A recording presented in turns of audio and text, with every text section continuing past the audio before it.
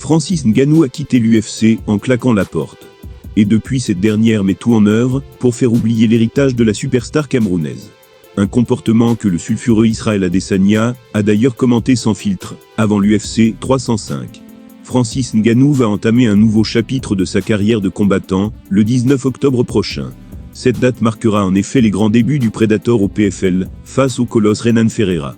Après un an consacré à la boxe anglaise pour 2 défaites contre Fury et Anthony Joshua, il est donc temps pour le natif de Bassier de revenir aux sources. Il est temps d'enfiler les mitaines et de remonter dans l'octogone. Étant donné son ambition, l'objectif de l'intéressé est simple. Il s'agit de monter, dès que possible, sur le trône des poids lourds de sa nouvelle ligue. L'occasion pour lui de perpétuer un peu plus son héritage dans la cage. Et cela s'avère d'autant plus nécessaire que son ancien employeur fait absolument tout pour effacer sa réussite passée.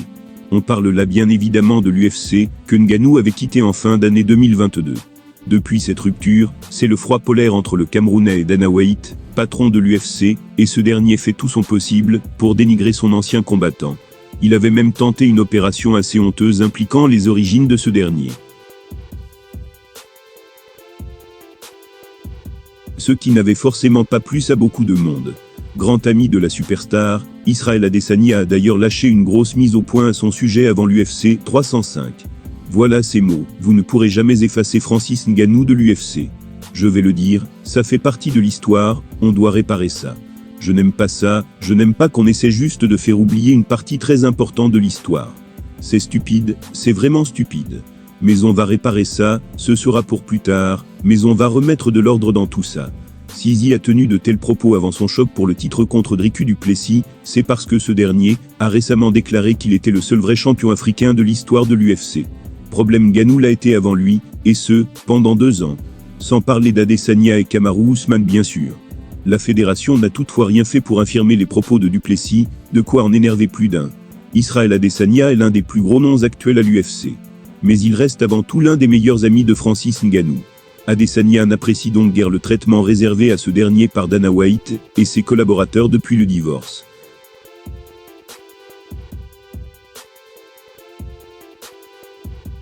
Légende absolue du judo, Teddy Riner est la source de nombreux fantasmes. Par exemple, aurait-il pu faire carrière dans le MMA professionnel? C'est une question à laquelle un expert a tenté de répondre récemment, et il doute sérieusement. La boxe est un sport qui nécessite une technique irréprochable pour atteindre le très haut niveau. À quelques exceptions près comme Deontay Wilder.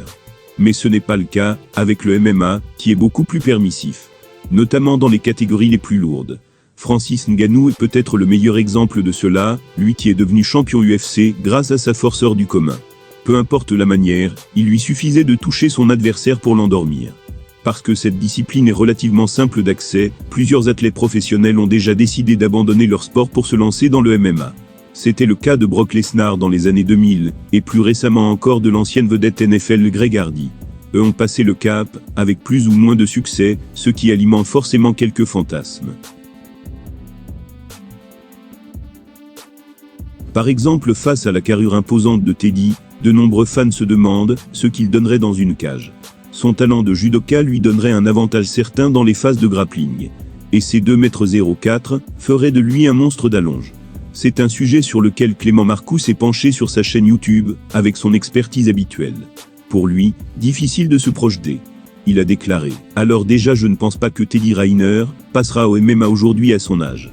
Mais est-ce qu'il aurait pu percer au plus haut niveau? Je pense qu'il a les qualités athlétiques pour être un athlète hors du commun. Je ne le vois pas inférieur à ce qui se fait de mieux à l'UFC en ce moment, au contraire. Par contre je trouve que le judo, c'est très dur de le transférer dans une cage, surtout chez les poids lourds. Après c'est toujours pareil, s'il se prend une patate de Ngannou, ou un combo de Thomas Spinal, il dort. Tu ne vas t'en rappeler que le lendemain de ce qui est arrivé. Je pense que Teddy aurait pu être un excellent combattant de MMA, sur le plan athlétique. Mais je ne sais pas s'il aurait eu un bon apprentissage au niveau du sol. Des fois des gars n'arrivent pas à transférer leurs qualités. Sur le plan athlétique, Teddy Riner n'aurait eu aucun mal à se convertir en combattant de MMA. Il est costaud, immense, mais aussi très explosif et puissant. Un combo dont rêvent de nombreuses vedettes à l'UFC. La seule question qui se pose est donc de savoir s'il aurait pu appliquer son judo dans la cage, contre des adversaires capables de sortir du corps à corps et de frapper. Teddy a un corps exceptionnel fait pour le sport de très haut niveau. Alors sur le plan purement physique, il ne fait aucun doute qu'il aurait été un très bon combattant MMA. En revanche niveau frappe et sol, le doute existe.